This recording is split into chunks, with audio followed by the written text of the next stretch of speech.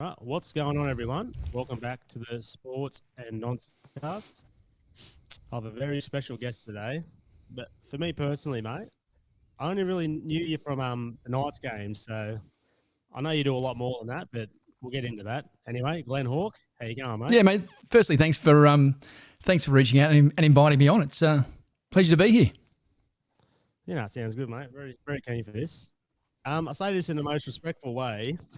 Look Not out. everyone's going to know your name. They're definitely going to know your voice, though, aren't they? Oh, if you've been to a footy game in Newcastle in the last 21 seasons, there's every chance. Yeah. And so if you don't mind, just basically telling everyone who you are and what you do. Yeah. Well, I suppose in terms of what your audience may know me from, I'm the current and for the last 21 years, the on-field host and announcer at McDonald Jones Stadium for the Newcastle Knights games, and I've been very, very fortunate to be part of it for such a long time. And it was started in 2003, which kind of kick-started a pretty incredible ride that I continue to enjoy today. Yeah, very good. Yeah, I remember you from when I was a very, very little fella. I'm only 27 now, so There you go. you say 21 years you've been doing it. Yeah, you were a boy when I started. Yeah. Yeah, so yeah. And my first game was probably when I was 8 or 9, so you've been doing it ever since I've been going. Yeah. Right. There you go. So there you go.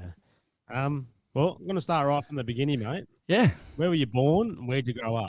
Yeah, mate. I'm born and bred in Newcastle. I grew up in Jules, or Belmont North area, in East Lake Macquarie, and look, had a pretty normal upbringing. But I suppose the constant in my whole life has been sport. I played sport, as long as I can remember, from hitting a cricket ball in the front yard or kicking the football around or a soccer ball around, and I've just had this love affair with sport my whole life, and never played to any great lofty heights at all. But it was as a young kid, it was actually baseball in the winter time, playing with Belmont, and then cricket in the summer. And that was my summer and winter up until probably about the age of 16 or 17, and then it became baseball full time, playing summer winter. Belmont had a team in the Sydney Major League competition, and it was baseball all round, and a game that I continued to play up until about probably a few more years ago, up until not long after my 40th birthday. So I still loved playing it, but my work kind of took it over, and no longer playing sport. I tend to attend and talk at sporting matches more than I play these days. But that's where it all started. And went to Belmont High or Gills Primary School, then Belmont High. But they were the early days for me. Yeah, very good. I see.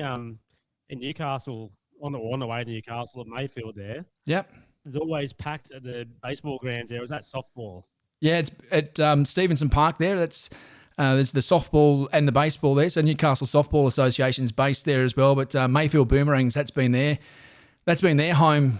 Oh, geez, since I'm guessing the early 80s, late 70s, early 80s. So Stevenson Park. I've spent plenty of afternoons out there, and Mayfield Boomerangs still part of the Newcastle competition and continue to do some good things at both junior and senior level.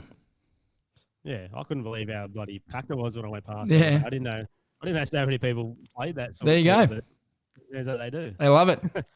Growing up as a young fella, were you always like a good talker and confident, or is that something you grew into? I mean, it was as I've said plenty of times before, I was a kid who loved sport and talked too much, and it ended up it ended two worlds colliding. I ended up making a bit of a career of it, and a funny story that my family still laugh at today is that when I was maybe 4 years of age, I was getting this husky voice at about 4. Yep. And I still remember my mother taking me to the doctors and had to go to a specialist. And it turned out that I had nodes on my vocal cords from talking too much. So I suppose there were signs early on that I was going to be a speaker or a talker in some way, shape, or form in my life. But in terms of through my high school, and I was never on the debating team, or I actually didn't really enjoy standing up in front of a class or anything like that. And it was probably when I owe a lot to the Belmont Baseball Club, because I was probably 17 or 18, and it got to presentation and awards nights, and we used to do some funny awards, and myself and a couple of other blokes used to get up and, give the dickhead of the year to whoever, or, that kind of thing as you do it at awards nights. And I suppose that's where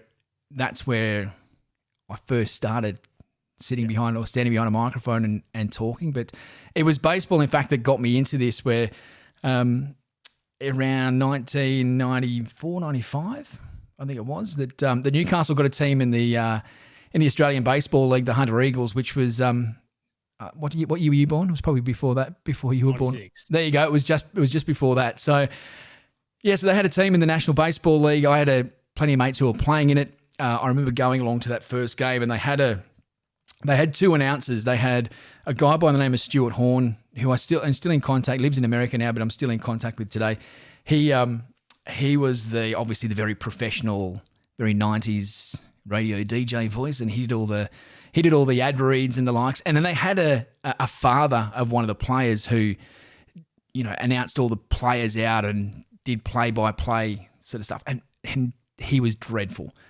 So I was there with my mates on the cans, watching what was going on, and I don't know, probably hanging shit on this bloke to anyone who wanted my mates around me and telling them I could do a better job. And word had got back to a couple of my mates who were playing, and they kind of must have agreed that this guy was no good. So they said, "Look, give the owner a ring on Monday. I reckon you could get a start." And I rang the guy and I said, "Hi, my name's Glen Hawke. I was at the baseball the other night. I wouldn't mind having a crack at the announcing role." And he said, "You've got the job." So I don't know if that said much about me or about how rubbish the other guy was, but yeah, I got a start. I was only 18 or 19 years of age, but yeah, I got to work alongside a proper radio announcer, sitting, doing announcing with a sport that I'd grown up and loved, and that really was the start of it. Yeah, right. Well, I suppose as soon as you heard your voice, you probably thought, this guy's got a good voice. Perfect for what we need. Yeah, I don't. It's funny. I don't really know if that was, if that was the case. But I suppose maybe I knew a little bit more what I was talking about and sounded a little less shit than the other bloke. That's always a good start, isn't it? Yeah, be just a little bit better than the last person. That gives you a little head start.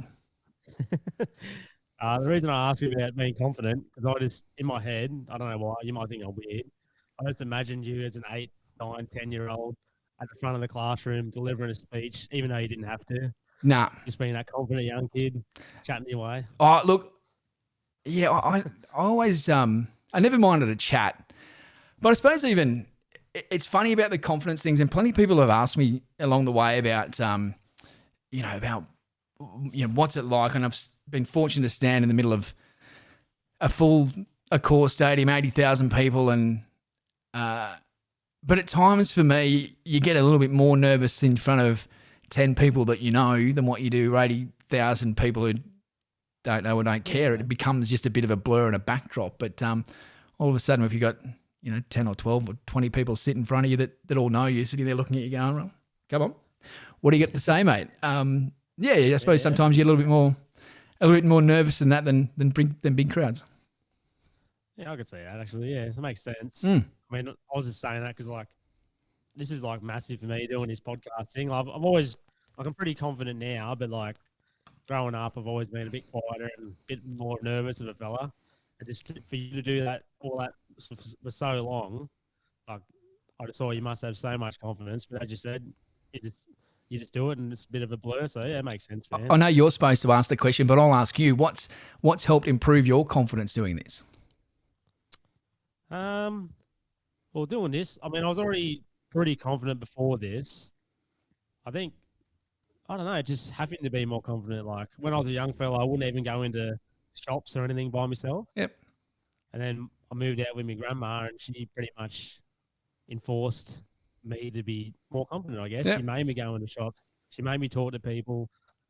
And then when I started working, meeting new people every day, that really kickstarted the confidence, I guess.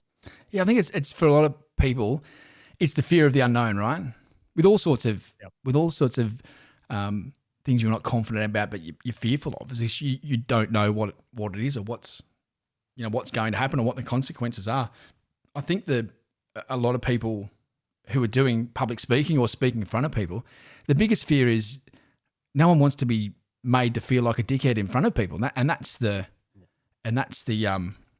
I suppose one of the biggest issues. And if you can move past that, but I think what helps those situations, if you know what you're talking about, definitely. You believe in what you're saying, but also, mate, there's plenty of times where things have gone wrong or you've said the wrong thing.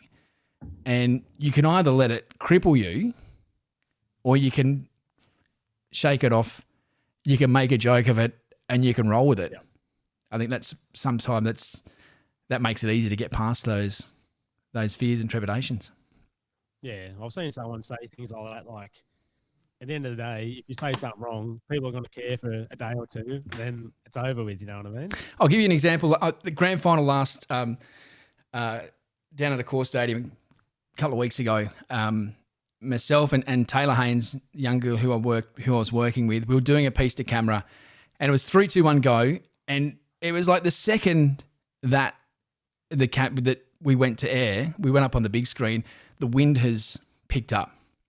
Yeah, right. So Taylor's trying to talk, and she's got this beautiful long dark hair, and it's going right across her face, right? And we can all see what's going on, and it's looking, it doesn't look great. But in the middle of it, she actually stopped and went, "Look, this is killing me." And then I sort of made a joke about it. Like, everyone can see what was going on, right? And everyone knew it wasn't her fault. It was just the wind, right? But if you just roll with it and acknowledge it, and this is not real good, but let's roll with it anyway, right? So it's sometimes you got to roll with it. You got to roll with the punches, make some fun of the situation, and keep on keeping on. Yeah, very good. We'll get back to you and your story, mate, but I want to talk to you about rugby league. Yeah. Because I know you love your rugby league. Yep. And so do I. The end of the season for the Knights, mate, that was pretty special, wasn't it? Unbelievable. It's hard to imagine. We were sitting as Knights fans and someone who's works for the club, mid-season, and we're looking around thinking the performances that they're putting in, like, where's the next win coming from? Yeah. And I still don't know, and I don't think anyone can really put their finger down to it, what happened with that 66-0 victory over the Bulldogs. But it became that marker in the sand then, and the momentum and the roll on from there was just absolutely phenomenal. Then all of a sudden it's 2, 3, 4, 5, 6 in a row. Then it was a case of queue them up. Who cares who they're going to throw at us, that we're going to win them. The tear that we saw, that 10 in a row, was as good as that I've ever seen, ever been a part of. And, those last 3 home games, including the home semi-final against Canberra, and that one in particular, that was the best atmosphere that I've ever been part of at a Newcastle Knights game in Newcastle. But you look at the team that was on the park later in the season, it wasn't much different to what was on at the start. Bradman Best had an outstanding season, went to Origin, scored 2 tries on debut, came back into the side, and he just grew a leg. And I think sometimes having that confidence, having people around you having confidence in you as well, and of course Kalen at the back, he was just something else. And when he won the Dally M a couple of weeks ago, there were plenty of people outside of Newcastle who were shit canning it, or he didn't deserve it, or that's not the right way to do it, to pick the Dally M or what have you. Look, I had a front row seat to plenty of those games, and he was a superstar. He deserved every one of those points. He deserved, as in my unbiased opinion, he deserved that Dally M award. And and I loved in his speech as well, the night of the Dally M, when he said, I had a bit of a holiday at the start of the year, went to Canada, and along the lines of, I realised I needed to stop letting people down, and I need to make people proud. Look, he's had his knockers, but Kalen Ponga is a superstar. He's a genuine good guy, and the Knights will win a premiership with him in the side before he retires. Yeah, very good. I was going to say it's hard for me to give the Knights too many raps because I have so many mates that are Knights fans. You're a Bulldog And supporter, aren't you? I was going to say when they beat us 56-0, you got no idea how many times I got reminded of that score. And I was actually on the Gold Coast working that weekend and watching, and I couldn't believe, like most people, I couldn't believe what had unfolded. It was almost men against boys, and I think the most impressive part about it, in a sense, that the club's leading try scorer Dom Young couldn't get across the line when the Knights scored 11. It was it was quite amazing. But that was. I'm sure you and your Bulldog mates would have been filthy. Oh yeah, well, I was supposed to go to the game with a couple of the boys, and I'm very happy I didn't go. Put it that way. I bet. But I would go to the Knights home ground, as we'll talk about a bit later on, the Knights home game against the Bulldogs, and that was nearly as bad. So I'm glad I didn't go to both. Yeah. What was I going to say? Yeah, I was going to touch on Kalen Ponga, just because, as you said, like start of the year went away, and he's like, he sort of wasn't. I don't want to put shit on him, but he wasn't performing. No. And he come back, and the way he played was unbelievable. Like, it's probably one of the best back ends to a season. Same as the whole Knights team, I guess, I've ever seen. Yeah, you're right. And I mean, he'd be the first person to put his hand up and say he wasn't, he wasn't playing at the level that was expected of him. I think the move to 6 was a tough one and a tough transition. And obviously the different defensive role he had to play that impacted him in the end. But I think, when he went to Canada as well, there was every chance that he could have been told, mate, your career is all over. Like what happened to Boyd Cordner a few years ago, what happened to Jake Friend a few years ago. You can't afford any more head knocks, and that was the reality when he went over there. And that's tough for a guy of 25 to go in there knowing that his whole life has been his sport, that's his career and his identity. But I think fortunately that wasn't the case in the end. He got the green light, and I don't know. I think maybe mentally and emotionally, it was the kickstart he needed as well, knowing that no, you're all good, and there's no doubting the guy's ability. Like he's an out and out superstar. I actually was fortunate to work on his when he debuted for the North Queensland Cowboys in 2016. He did it in a semi-final match against the Brisbane Broncos, and he was named in the starting lineup. And there was plenty of talk and speculation around whether he would or wouldn't. He was obviously that prodigy that was coming through the ranks, and like his first touch of the ball, he made a line break and he's run 50 meters. But the other thing about that night, he got he's taken on the defensive line, and Ben Hunt squared him up and knocked him flat on his ass, and he's jumped straight back up. And I can still remember Ben Hunt patted him on the back. Was like, mate, I fucking got you there, but you've jumped straight up. So, yeah, I think people forget with all the flashy skills that he's got plenty of them, mate, he's tough. I think Kalen's toughness is underestimated, and it's shown what he's been through in the last few months and what's given him the rewards at the back end of this year. Yeah, I remember when he first came in, he wasn't small, but in comparison to what he is now, he's bulked up a lot, compared to when he first started. Yeah, yes. And look, he was only, and I think this is what we kind of forget as well. He's still only 25. Like, he debuted when he was 18. And you look at, even going back, and you look at footage of Andrew Johns, his body size and body type when he debuted compared to what he was when he was 28 to 30. Like, he's totally different build. And I think naturally players get bigger and faster and stronger as they get older. And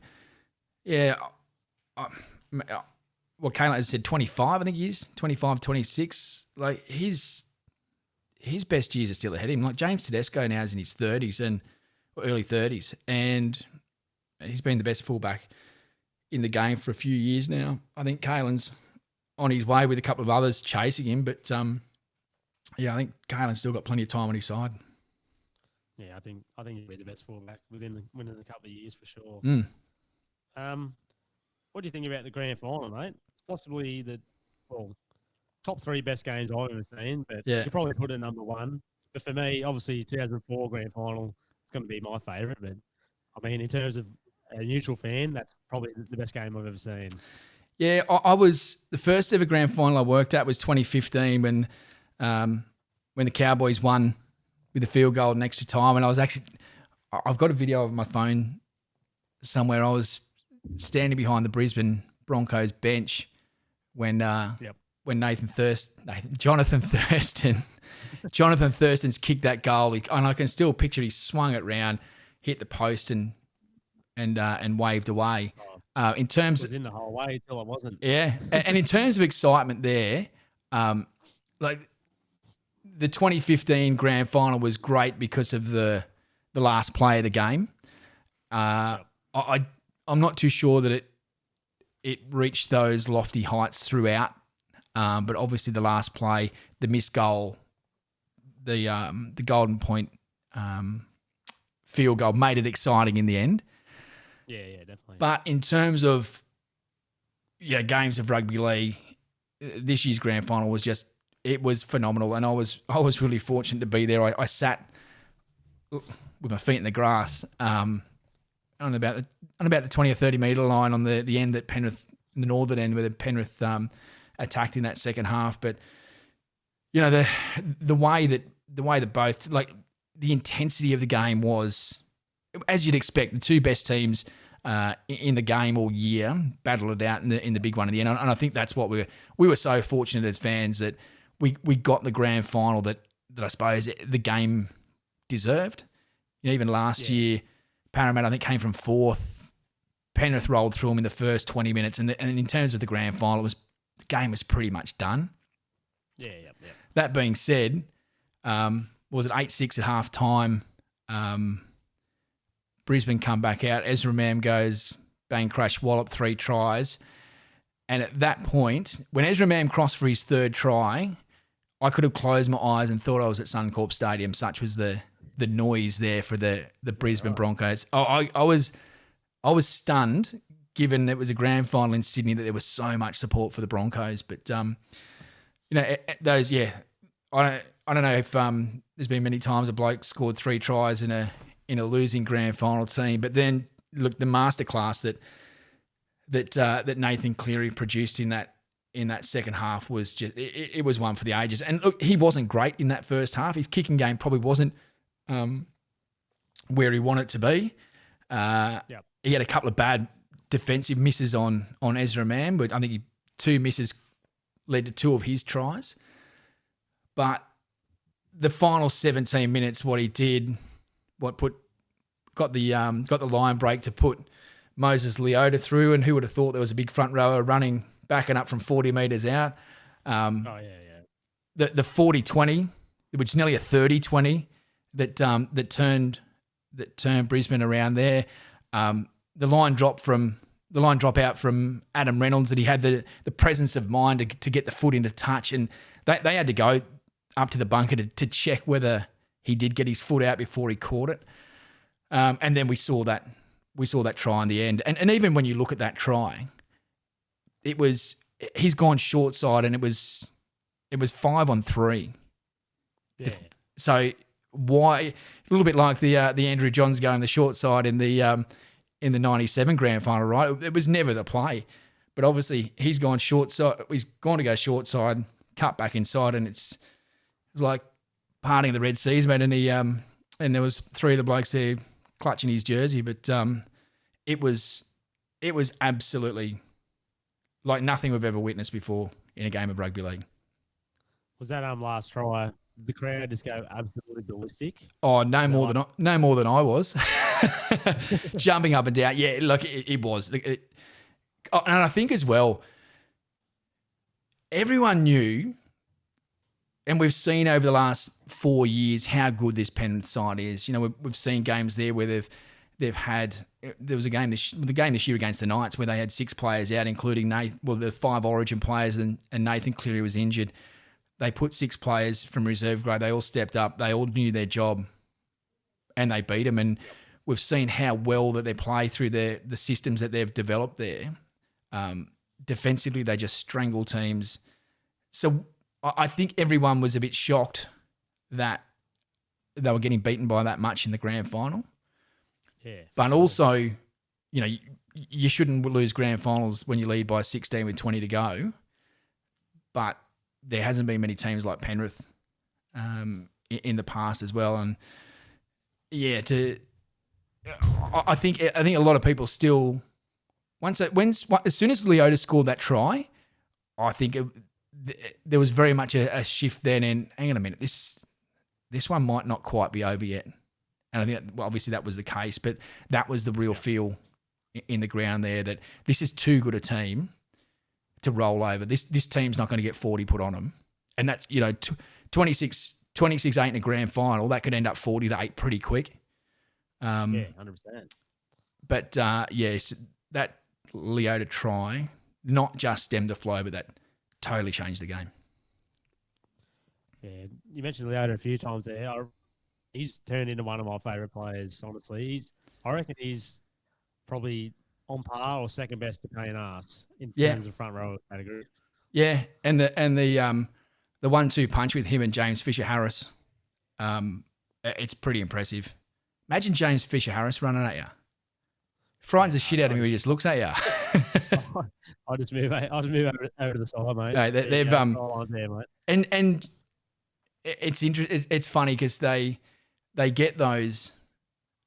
Obviously, all the spotlights on in the big game of the year, but those two in particular have been doing it for the last 3 years now, and that punch through the middle. You had Isaiah Yeo as the 13. Not just the hard yards he does in the middle, but his ball playing at the back as well. It's they're a pretty formidable 1, 2, 3. Yeah, you mentioned bring their reserve graders in and how well they perform. Like the way their systems are set up and the junior systems, I can see Penrith winning another 3 in the next 5-10 years. Yeah, it's they didn't. I don't think Penrith made the final in the New South Wales Cup this year, but last year they won the Cup. They won the 20. I think they won like every grade through. Yeah, and it's tough to do that every year, but at the same time, you're exactly right. And look, you look at that team they got now with Nathan Cleary, Jerome Luai, Brian To'o, Liam Martin, I think, Dylan Edwards. They all came through that system, and Penrith, I think they made a grand final. Nathan Cleary was the year Nathan Cleary made his debut. I think it was 2017, 16-17. They made a grand final. Nathan didn't end up. He'd qualified for it, but he didn't end up playing because they kind of figured he missed a lot of the back end of the season, and it probably wasn't right for him to go back and take a spot in the grand final.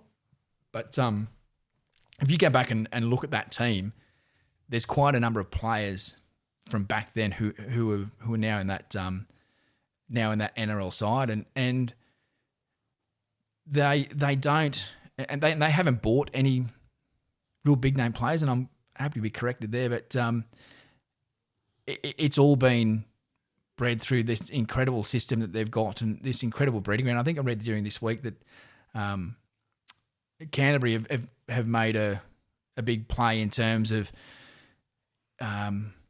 bred not bought, going, this is their kind of new catch cry with their pathways and how difficult they've got it, where the Bulldogs are sitting in between sort of Cronulla and St George to the south, Parramatta's around there, and then also I think Parramatta's got like 7,000 juniors. Penrith's got 9,000 registered junior players, which is a huge catchment. Definitely in that western area, and they've done incredibly well to harness and retain a lot of those players, and they won't keep all of them. That's the reality of it. But geez, you're right. They've got a real nucleus of it, and you can't. Yeah, they're going to be a top. They can't keep winning, and that's that's the reality. Like they'll, but you can't see them anything but a top 4 team for the next 4, 5, 6 years. Yeah. See what you said about the Bulldogs. This year they won Harold Matthews and Jersey Flag, I'm pretty sure. Yeah, they beat the Roosters in the Jersey Flag a couple of weeks ago. Yeah. So that's pretty exciting for me, definitely. Yeah, it's there's a lot to like there. And it's so important. It's something that I think Newcastle went away from in years gone by for whatever reason. But we've been really fortunate in Newcastle when Newcastle's done well in years gone by, they've had the juniors coming through and providing that foundation for the team, and then we'll bring in a player or two from where to fill a hole.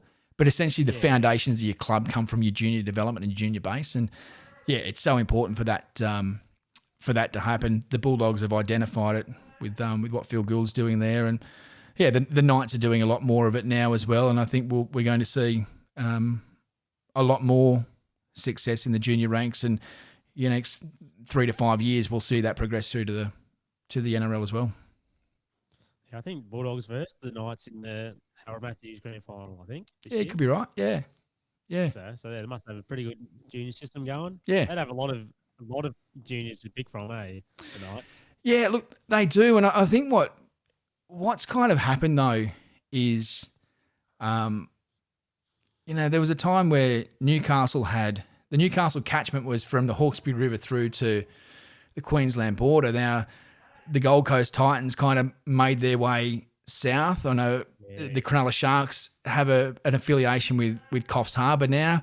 Each year, the West Tigers go out to Tamworth. Penrith kind of a different direction, but they go out to Mudgee. So there's a few of these Sydney clubs that are identifying these different catchment areas, because they can't, you can't just rely on that your small patch alone.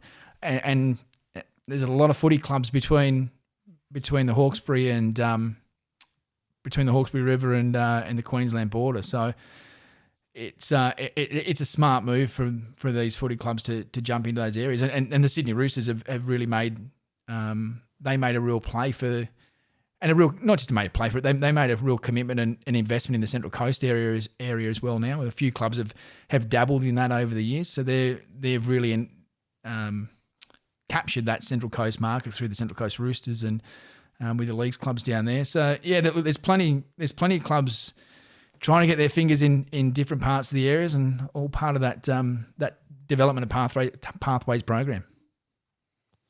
Yeah, very true. I've something I want to ask you. It's a bit of a story with a follow-up question. Do you remember at the Knights home game against the Bulldogs? Halftime show was the race in the ball thing. I don't know what they're called. The big Zorb, the big yellow Zorb thing. Yeah. Yes. And you remember the winners, Josh and Lauren? Yeah. They're my mates. Yeah, right. There you go. They were getting married or something, weren't they? They were engaged, or did I just? I think you just made that story up. Yeah. Maybe I should have told them that they were getting married. Yeah. No, I do remember it. Yes. Pardon me. And I remember Lauren might have swore or said something a bit silly into the microphone. Yeah. I want to ask you. You don't need to say anything too specific, but what's the worst thing someone's said into the mic, or the most just ridiculous thing? So when you're interviewing or going into the crowd to interviewing the punters, it's always a risk that someone will say something stupid, right? So you don't mind if I swear, do you? Wait. So I was doing go ahead. I was at this. We worked on the Sydney Sixers final against. I think it was the Perth Scorchers a couple of years ago at the SCG.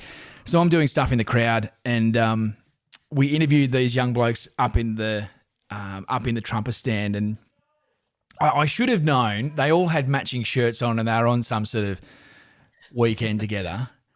So thought we'd have a chat with them. And the first and last thing you always say to them, right, don't swear, don't be a dickhead, right? Just don't do that. And typically when we're interviewing, don't have a drink in your hand. Yep, no worries. So we had it lined up, 3, 2, 1, go. And I had, like, they're all around me. So I had one bloke next to me and the two next to him. And yeah, we're here up here in the trumpet stand with Barry here. Question whatever I asked Barry. And Barry's gone, this is fucking awesome. And that was it. And I've just turned to the camera and said, I think that'll do us. And like, it was 40,000 people at the SCG, family-friendly night. And this bloke wanted to tell everyone it was fucking awesome on the microphone. So that's that. And I was filthy at him. Absolutely. I couldn't even look at him. I just got up and walked away. I said, it's the first and last thing you said to say to him. Just don't be a dickhead. Don't swear.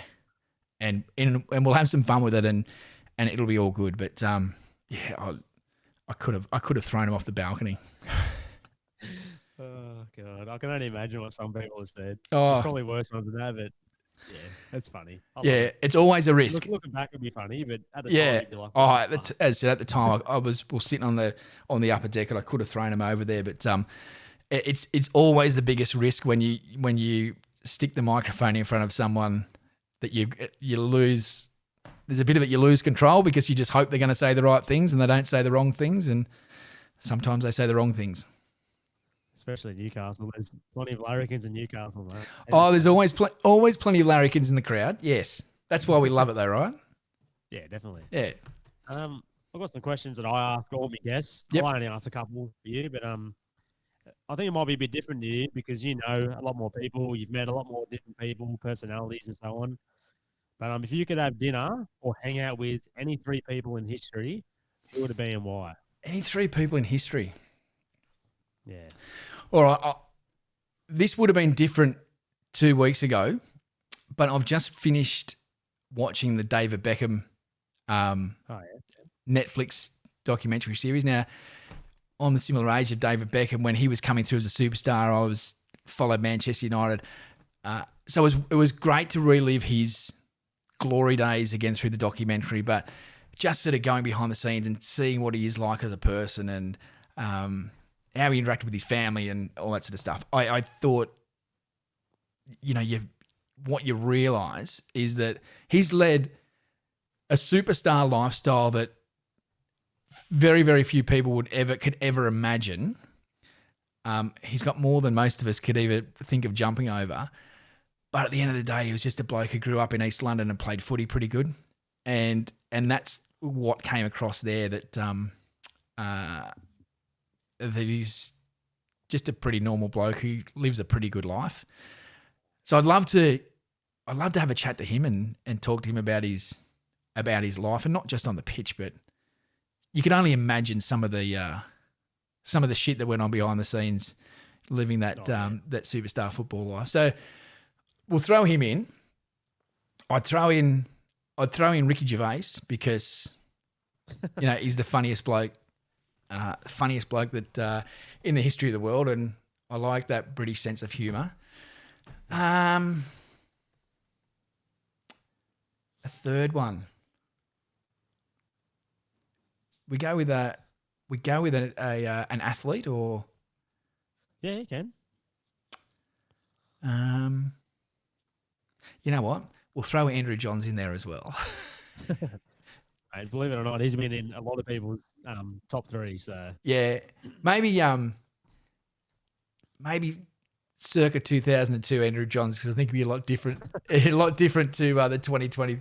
Actually, maybe for all of our benefits, probably better the 2023 Andrew Johns. But yeah, David Beckham. You know what? If I go a fourth, I'm gonna put the late great Shane Warne in there as well. There you go. Oh yeah, very cool. Warne, Beckham, and Johns, with Ricky Gervais adding some comic relief. There you go. That'll be an interesting. Yeah, there you night go. With that lot. Yes. If you could go back in time, where would you go and why? If it was for a sport, you know what? I'd go back and watch Bradman bat. I do a lot of work in rugby league, but I've worked in cricket for a long time as well, and played it as a kid. he was as close to perfection as we ever got in the sport or in sport.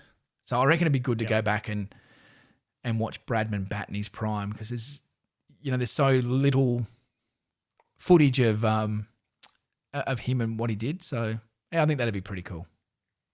Yeah, definitely. And one of my mates said he'd love to go back to like a prime. I don't know if you're a golf fan, but to go back to like early 2000s and just be able to live and appreciate golf when Tiger was in his prime. Oh yeah, Well, that was pretty cool. He's sort of like a Tom Bradman in a different sport. Yeah, definitely.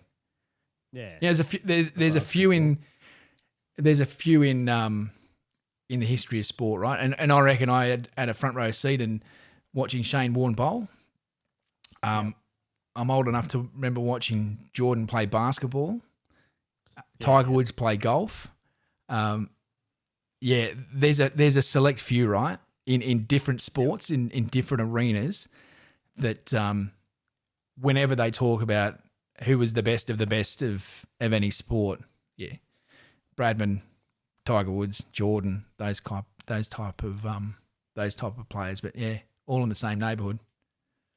Yeah, definitely. I've got some questions sent in to me, mate, so I'll get through them and then we'll get back to more chatting. This is from my mate Daniel. He said, how would you compare the back end of this year to every other year you have taken to Newcastle, especially like the crowds? Oh, it's this year it'd be, and I've said to plenty of people who've asked, is it that game against Canberra was the best atmosphere I've ever been involved in at McDonald Jones Stadium, and obviously it was it was a big crowd, but the game as well, the way that unfolded, the Knights were down, was it 12 or 14-0, 12-0 early, the way they came back, extra time, the way they won it, the way the crowd got back into the game, and speaking to, you speak to the players about it, and it's like, does the crowd really help? Like, is that a motivating factor? And to a person, it's like, it 100%. Like when that Newcastle chant goes up or the crowd goes up, they ride that wave. So maybe there's a little bit of recency bias there, but we've endured some pretty shit seasons in Newcastle in recent times. The 15, 16, 17, and I remember being standing in the tunnel in the last game of the year of 2017. We were about to get dished up the third wooden spoon, and it was Old Boys Day, and the 20,000 people turned up. And I still remember a girl who I work with, I said, we've been rubbish 3 years in a row, and we still get 20,000 people. If we get a team on the park that wins consistently, we're going to fill this. We're going to fill this joint every week, and it's what we saw at the back end of the season. We had 3 near sellouts every game, and look, on top of that as well, having the women's team playing as part of that as well. The 2 of those 3 games, like they've been a superstar team, and to win back-to-back premierships has been phenomenal. So to have our men's and women, I think that last premiership game where it was a double header, we had 19,000 people there at halftime in the women's game, which was amazing, absolutely amazing. So yeah, look, this season, it seems to be a long time ago now, but I started at the back end of Joey's career, and that was a thrill being part of that and some of those crowds and performances. But yeah, even the great man himself said he's been coming to McDonald Jones Stadium since 1988, and he hadn't experienced a better crowd or atmosphere in those last couple of games. So it's good enough. The 8th, it's good enough for me. Yeah, I remember him saying that. What are your best? Oh, sorry, this is from my mate Rob. G'day, Rob. What are your best memories from watching the Knights playing at home?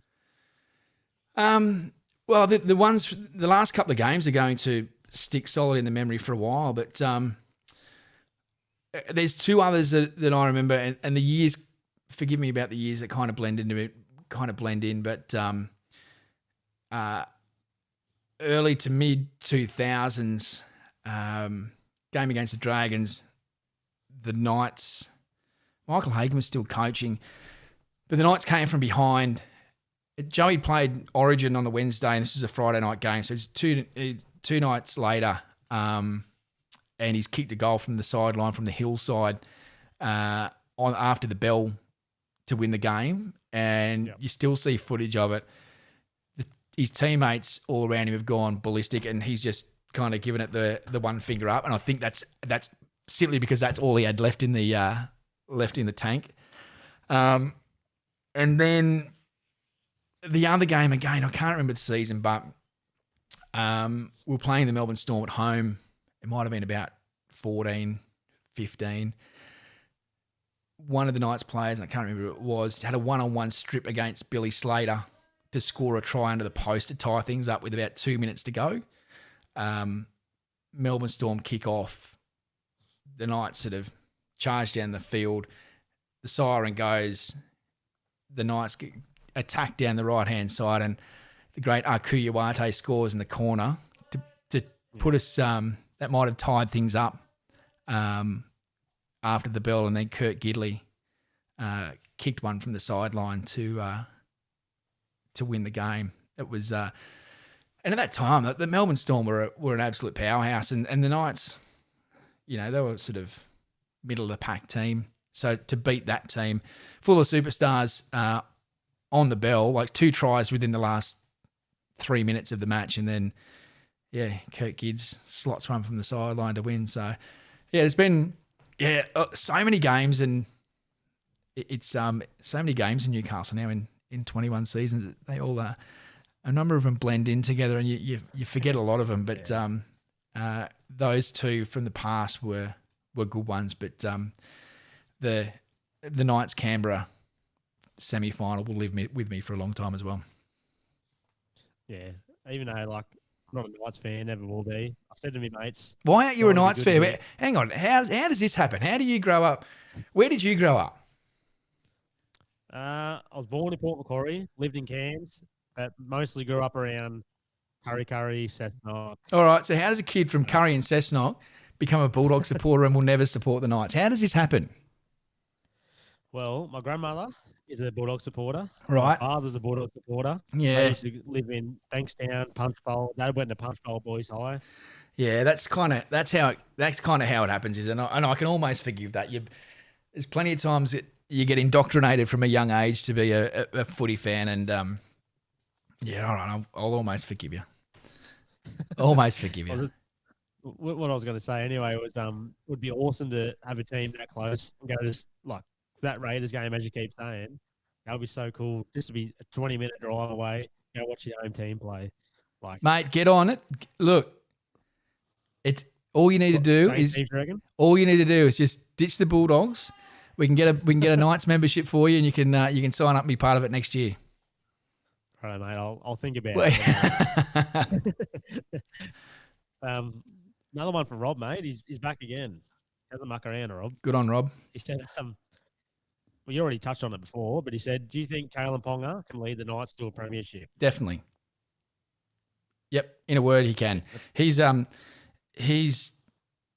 good a player, and I think what we saw as well this year, that he's the kind of player that makes others around him play well. You talk to the players in the lineup; they love playing alongside of him. Yeah, we saw the Willie Mason comments sort of shit canning Tyson Gamble and Jackson Hastings, and why would you do? You're not doing video. What do you say? You're not doing video on Tyson Gamble and Jackson Hastings. You're looking at Kalen Ponga, and you know what? In a sense, there's probably a bit of truth in what Willie says, but that's it's been disrespectful to Jackson Hastings. He's been a very good rugby league player for some time, and it's great seeing him step up this year. But they weren't. If you were queuing up or ranking 1 to 17 the best spines in the competition before a ball was kicked this year, there wouldn't have been too many put the Knights spine in the top 8. But it's what the team around him can allow Kalen to do things he can do, but the work he does allows the players around him to do what they can do as well. So look, I've got no doubt. I'm a massive fan. He's a great guy as well. I've got no doubt the Knights will win a premiership at some point with Kalen Ponga leading them. There you go, Rob. Rob. You've heard it here. I had a few more sent in, but I'm going to take advantage of having you on, mate. I'll ask you a few questions myself. Go ahead. What's your funniest testy pop or something like a name blunder or something like that in your career? Yeah. So, yeah, about the funniest testy pop. Yeah, it happens. It was a couple of years ago. I was working for the Sydney Sixers, and so this is before COVID. I had influenza A, and I'd been as sick as I've ever been in my whole life. It was shit house. So it took me ages. You kind of get through that initial 2-week period, which is you're feeling like rubbish the whole time, but it still takes a while to get through the cough and you're not feeling great.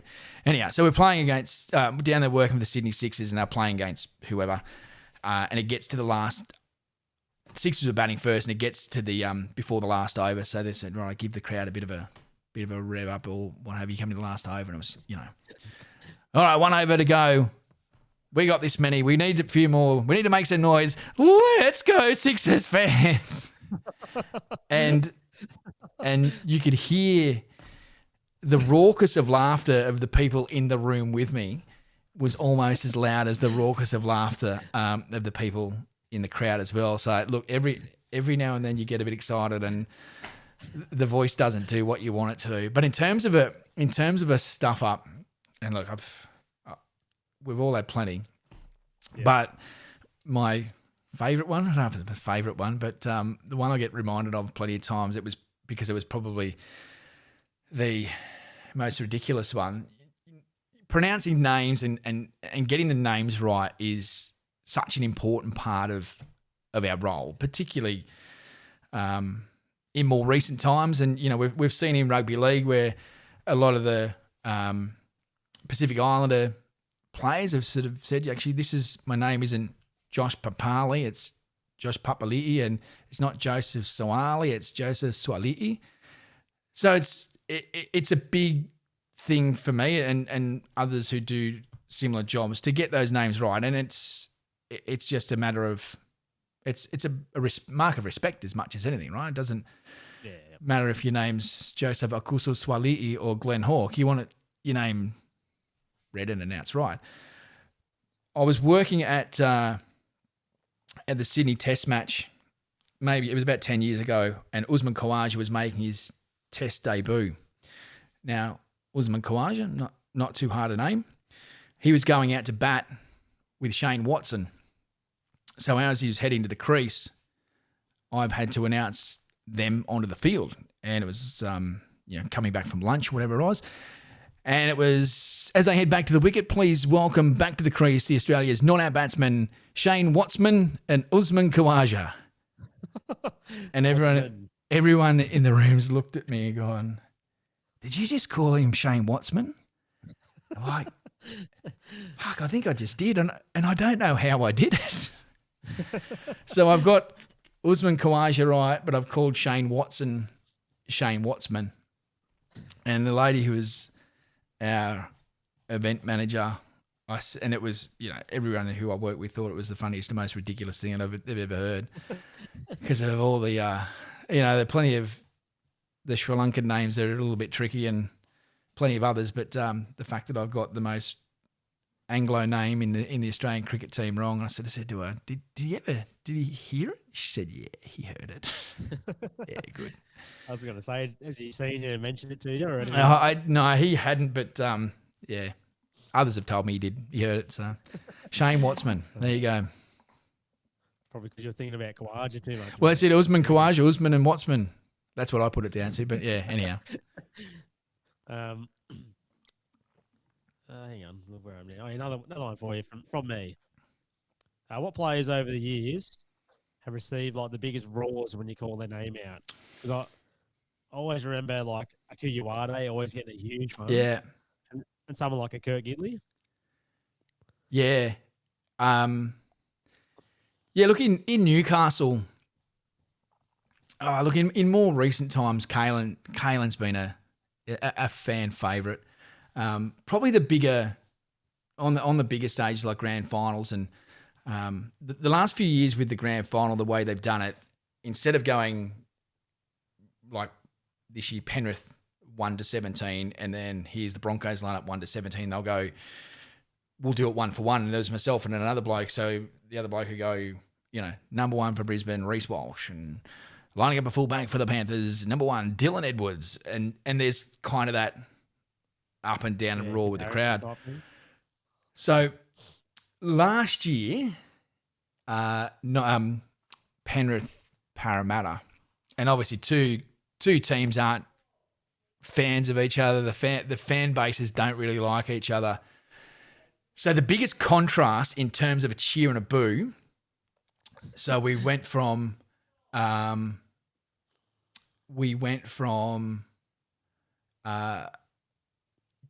Luai, number 6 of the Panthers, Jerome Luai, and the other bloke did that. And I've never heard a boo go around the stadium. And then I've jumped in number 7 for Parramatta, Mitchell Moses. And the crowd has erupted there. And as much as anything there, it was I don't know if it was the loudest I heard, but the biggest contrast from one of the loudest boos I've heard to one of the biggest cheers I've heard, it was probably those two. It would amplify it too, I guess, from a boo straight into a cheer. Yeah, and that's it. It was the contrast between the boo and the cheer. That was probably it. Yeah, cool.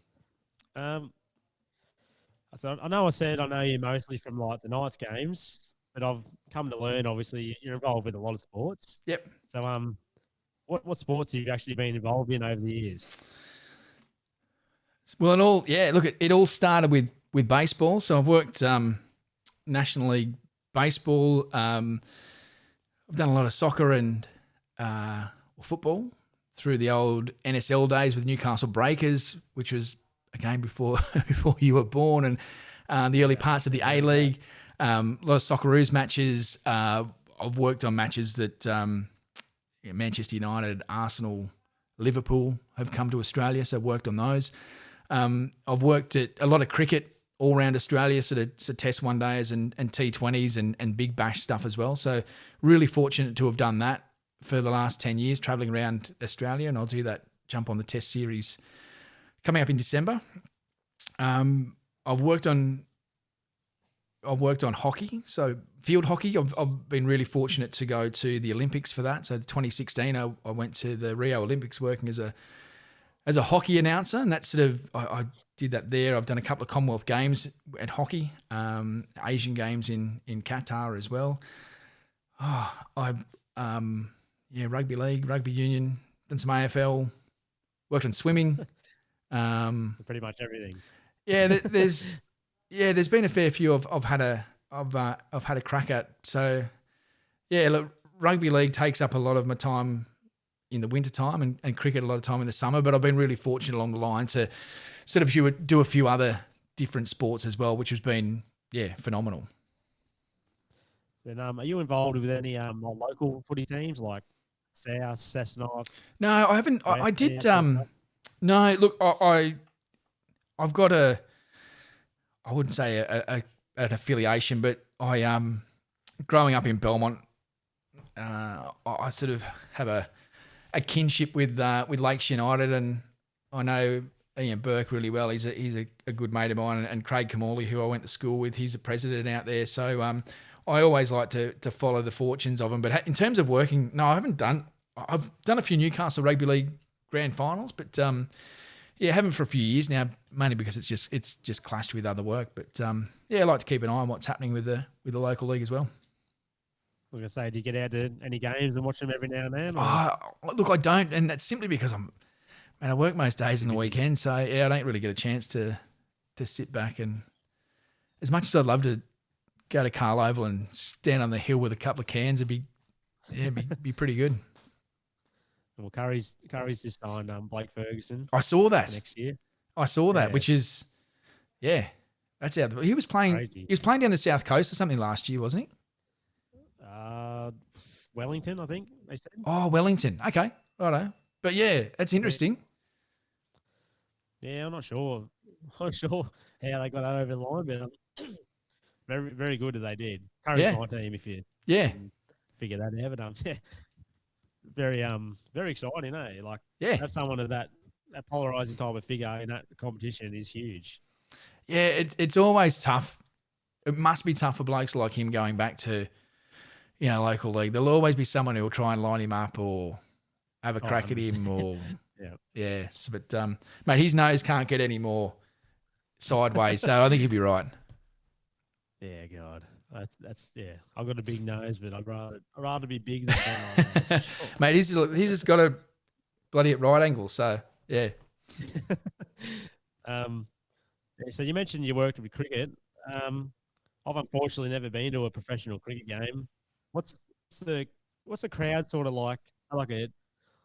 Well, I suppose T20 would be the craziest. Those crowds seem to get a bit wild.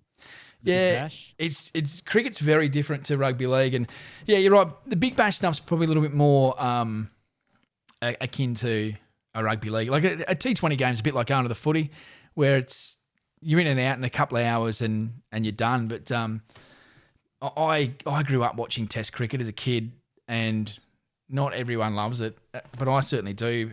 But it's a very different beast altogether, where even your announcing role has to. The way that you work at a T20 game is very different to the way you work at a Test match. When you roll up, when the gates open day one of the SCG Test, when you do your hello and welcome, it can't be, well, g'day everyone, here we are at the SCG for the Test matches, bloody rah, rah, rah. It's very much cricket fans. A very good morning and welcome to the Sydney Cricket Ground for day one of this fifth and final test in this series against Australia versus the West Indies. So it's because people turn up nice and early. They got their newspaper there, they're reading, they're ready for a day's cricket. They don't need some idiot blowing their eardrums out. So it's building. So you build through the day when the teams go out and wickets and all that kind of stuff. But so T20 cricket, it's obviously revolutionised the game and the attraction of fans to the game as well. And it's a bit more footy like than Test cricket. But the Big Bash final that I mentioned that was down at the SCG that the Sixers won a few years ago. It was when we were all just coming back from COVID, so I think there was a sense of anyone and everyone who was a cricket fan wanted to go and see live sport again. It was, I think, 42,000 people or 40-odd thousand people there at the SCG, and the Sixers won, and the crowd was going nuts. So that was great.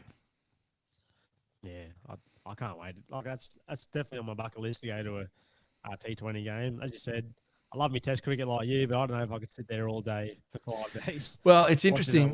Yeah, even the most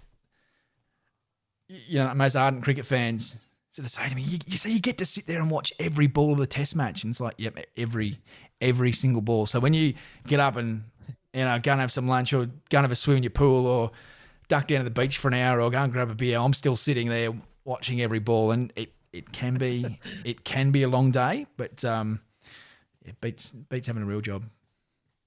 Yeah, definitely. Especially when they get wickets and get hundreds and that would make it all worth it, I reckon. Oh, for sure, mate. And I've been really fortunate. I was at the SCG when see Michael Clark score 300. I've seen at Adelaide Oval where Dave Warner's got a 300 there, and plenty of ends to Test matches at the SCG over the years that kind of gone down to the final ball of the Test match, and been really fortunate to have that front row seat for them. Yeah, very good. What big events are coming up? Any big events coming up you'll be working at? Yeah, look, heading into cricket season now, I've got a bit of BBL and WBBL coming up with the Sydney Thunder, and then the next big one for me now will be the Boxing Day Test. So heading to Melbourne on Christmas night and then sitting behind the mic for the Boxing Day Test, and then we've got Boxing Day. Then we go to Sydney for New Year, Adelaide, and finish in Brisbane in the end of January. I'll do a couple of one days from there, and then we're talking. That's early Feb, and we're 5 minutes from rugby league season after that. So it doesn't take long for it all to roll around again. So you're pretty much busy all year round. Yeah, which is good fun. Yeah, and you have a company called Karris Communications. Is that correct? Yeah. What exactly is that all about, mate? Well, that's my real job. so throughout my working life, I've been fortunate to have these two paths or two channels of work. Karris Communications is a PR and communications business that I've run. I've worked in the industry for 25 years, but had my own business for the last 10 odd.